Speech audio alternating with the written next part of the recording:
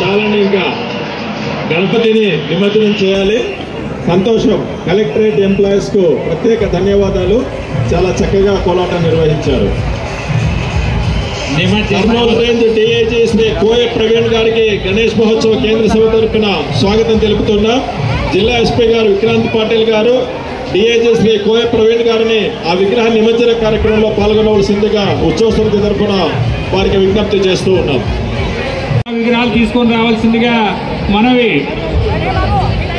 రాంబట్ల దేవాలయం దగ్గర వరప్రసాదరావు, లింగోపరావు, మునిరంగ, భాస్కర్ బాబు, సాయి, వేణు మరియు ఆ ప్రాంత వాసులందరూ కూడా ఆబాల గోపాలం భక్తి శ్రద్ధలతో ఈ కార్యక్రమాలు ఎన్నో నిర్వహించి అన్నదాన కార్యక్రమాలు, భజనలు, కుంకుమార్చనలు మరియు వివిధ ఆట పోటీలు కూడా నిర్వహించి అదేవిధంగా ఈ యొక్క ఉత్సవాలను పురస్కరించుకొని ప్రతిజ్ఞా కార్యక్రమం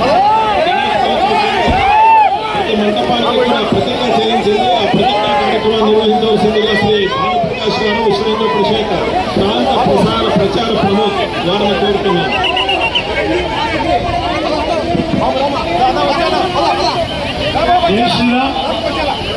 జనవరి 5వ తేదీన విజయవాడ నగరంలో లక్షలాది మందితో జరిగిన హైందవ శంకరావం సభలో పూజ్య శ్రీ చిన్నజీయర్ స్వామి వారు చేయించిన సంకల్ప పత్రం ఇది.